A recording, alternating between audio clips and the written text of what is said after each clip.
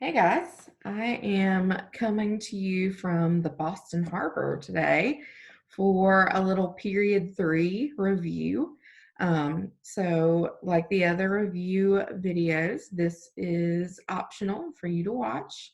I will post some supplementary things to go with it, a little PowerPoint slide that I have with some of the key information, and then another one pager that has a little bit more detailed notes. Um, as we did recently receive updated information from the College Board, telling us that your exam this year will focus on periods 1 through 7. We definitely want to try to focus in on reviewing for these previous periods that we've studied. So that's going to be the focus of this video for period 3. There's a lot to period 3, so I'm going to do this in 2 parts. Period 3 starts in 1754 with the French and Indian War, and it ends in 1800, which we know was the Revolution of 1800, when Thomas Jefferson is elected, and we have a switch in power from a formerly Federalist-dominated executive to a Democratic Republican. So this first video on period 3 is going to cover the French and Indian War through the Revolution and the creating of the Constitution. And then I'll make a second one that will pick up with the presidencies of George Washington and John Adams to round out period 3. So we start with the French and Indian War, which of course was the British and the colonists matched up against the French and the Native Americans. And the Native Americans, of course, sided with the French because, as we know, they had had pretty good relations regarding the fur trade, and it made sense for them to partner together, especially since the Native Americans did not have such a good relationship with the British, who seemed to always just be taking things from them. So it makes sense that the French would choose their allies to partner with in this war. As the French and Indian War goes on, we start to see some growing tensions between the British and the colonists. They don't really agree on the best ways to fight or the best ways to conduct the war. And when the war ends, even though the British and the colonists have been successful in establishing, better territorial lines for themselves and kind of kicking the French out of the way, it still breeds a lot of hostility between the British and the colonists. Part of that is going to be the Proclamation of 1763, which hopefully you remember was the boundary line that told the colonists they couldn't go past the Appalachian Mountains. And the British set this up as a way to hopefully reduce tensions between the colonists and the Native Americans.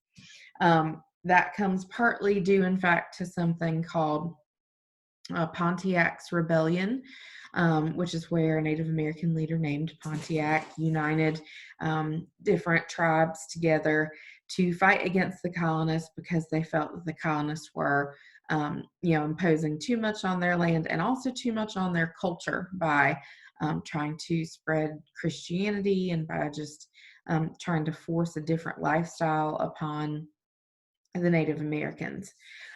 So the British hope that perhaps this line will reduce tensions with the Native Americans, and that is the primary reason that they give for the Proclamation of 1763. But as I told you guys in class, it also gave them a much better way to keep an eye on the colonists, because after the French and Indian War, they are going to abandon their previous policy of salutary neglect. And that's going to be another big reason for the American Revolution.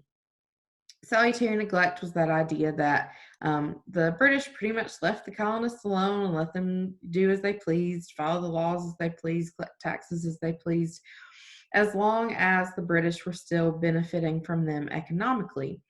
And their economic focus was that idea of mercantilism, where they would use the colonies for natural resources and then also a place to um, sell their or export their manufactured goods too. So everything had been cool with that for a while, but once they abandon that policy of salutary neglect and start to be a little bit more oppressive as the colonists view it, we're going to start to have problems. One huge abandonment of salutary neglect was all of the taxation that comes into play after the French and Indian War.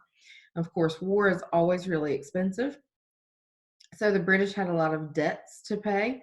And of course, they're going to do that by collecting taxes. And the colonists see that as an intrusion because they don't really have a voice in Parliament. No taxation without representation becomes their kind of fighting slogan. So there's a whole bunch of different taxes. You can look back in your notebook. There's a page where we look at all of the different acts and things.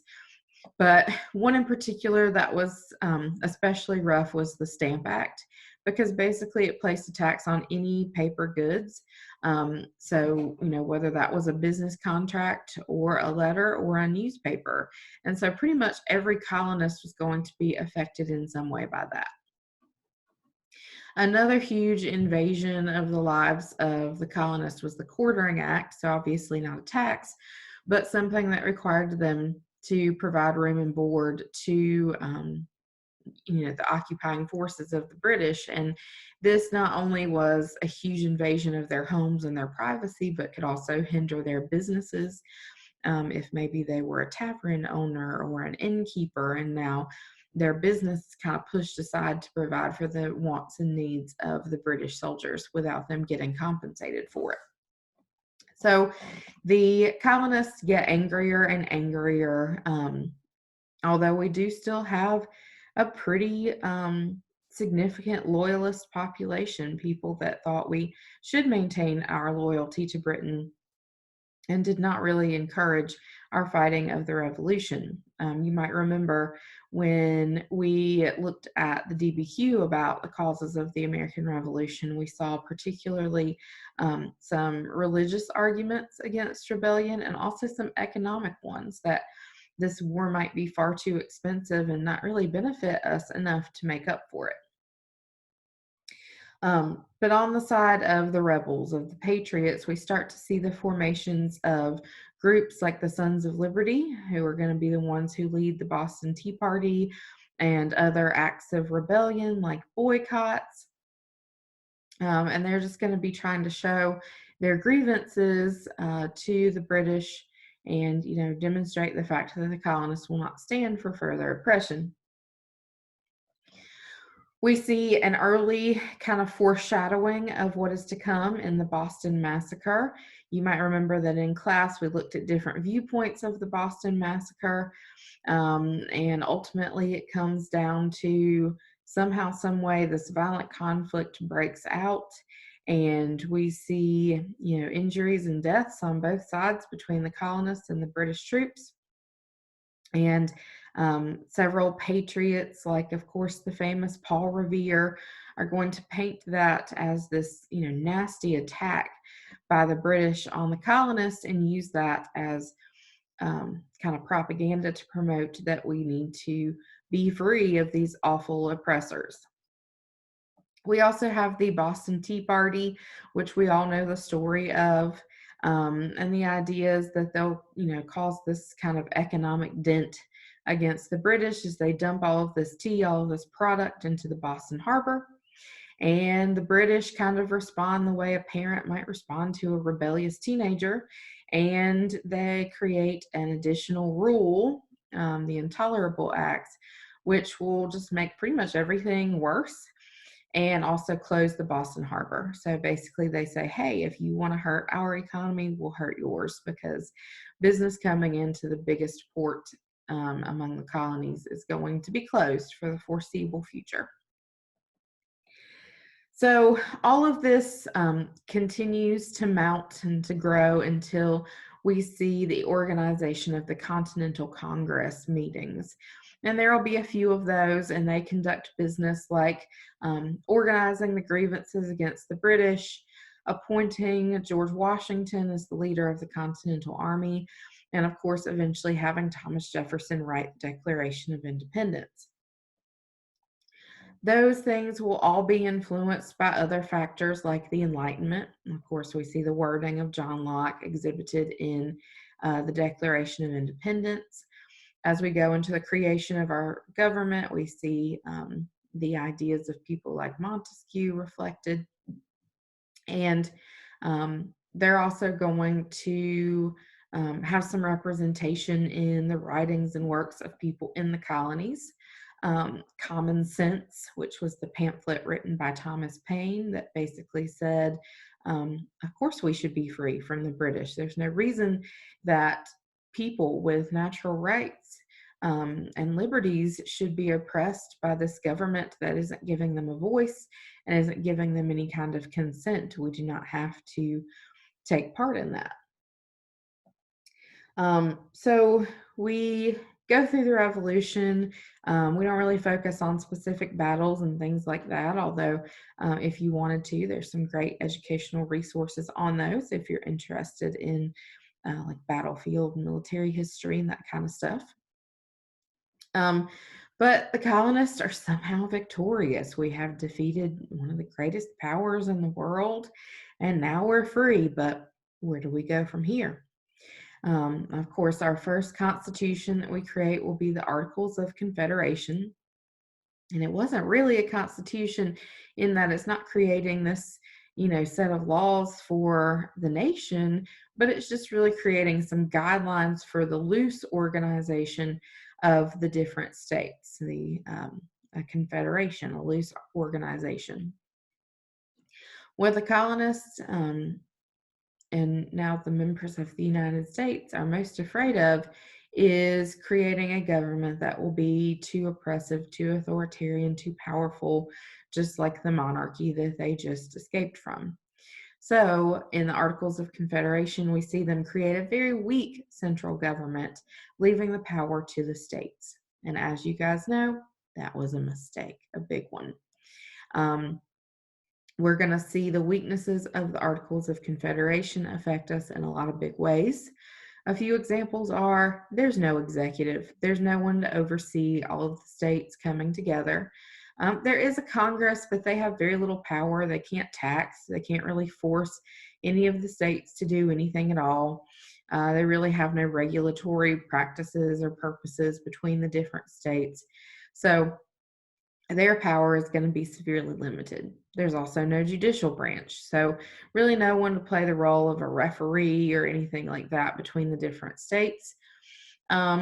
And without taxation by the Congress, we can't have a military. So if someone else were to come against us, we would be in the same situation that we were in before, which was each state just kind of working to scrounge and scrap together this militia that hopefully we'll be able to defend them. So we set ourselves up on kind of shaky ground, and that will be pointed out to us through something called Shays' Rebellion. And that's when a bunch of farmers who had fought in the Revolution and had not been compensated for their time were struggling financially. Many of them had left their farms and their businesses to fight in the Revolution and had not quite recovered yet in this new nation. And not only had they not been compensated, but now they're being asked by their states to pay taxes, and they are starting to see their farms and their businesses foreclosed upon. So, seeing this as really no better than what the British had been doing, they decide to fight back. And a guy named Daniel Shays is going to lead the way. And really, the federal government can do absolutely nothing about this rebellion. They just kind of have to hope and pray that it will be put down by the state. And ultimately, it really comes down to private interests providing support for these farmers to keep the rebellion at bay. That's not a way for a government to function. So Shays' Rebellion shows us that we have to do something different. And that's when, of course, the new Constitution is going to be created. So the delegates are going to meet, and try to work their way through creating a stronger federal government, but one that will still represent the will of the people. For the Constitutional Convention, we talk about a couple of compromises that are created. You might remember that there are a couple different plans for how our government should look, especially our Congress. We had the Virginia plan, which represented large states with larger populations, and they wanted representation to be based on population. Smaller states felt that that would not represent their interests. So we had another plan called the New Jersey Plan, which would provide equal representation for each state. Ultimately, this is settled by the Great Compromise, which leads to the system that we have now, in which we have two houses in Congress, the Senate and the House of Representatives. And the Senate has equal representation, while the House of Representatives has representation based on population. So both sides received some recognition in that compromise. The other compromise that we have is the 3/5 compromise, and this was meant to settle a dispute over the counting of slaves in the population to determine representation. Some people said that if the southern states, the larger southern states with slaves, were not going to let their slaves vote, then they shouldn't count them as part of the population in order to get representation. So it was decided that every 5 slaves would count as 3 people for the purposes of counting representation. And this sets a horrible, terrible, ugly precedent in our government that it is basically going to be written rule that slaves and really any African Americans are not going to count as a person in the eyes of the law. And we know that it just gets uglier from there for quite a while. So this compromise is certainly not one that we can celebrate as being effective in the creation of the Constitution. Another argument that we have over the Constitution is the role of the federal government versus the role of the states. And that is going to build up into a larger conflict between our first 2 political parties, which of course will be the Federalists and the Anti-Federalists, or later the Democratic Republicans. And the Federalists are going to want more power for the federal government. The Anti-Federalists are going to want less power, and they're going to demand the addition of a Bill of Rights before the Constitution will be ratified. In their eyes, if rights were not specifically listed for states and for the people, then they wouldn't have any. And they wanted to make sure to provide that protection for people's rights. So that conflict is originally kind of hushed by the creation of the Bill of Rights, and the Constitution is ratified. However, that conflict, of course, between the Federalists and the Anti-Federalists is not going to end there. So in part 2 of the Period 3 review, I'll talk about how that plays out during George Washington's presidency and where we go from here.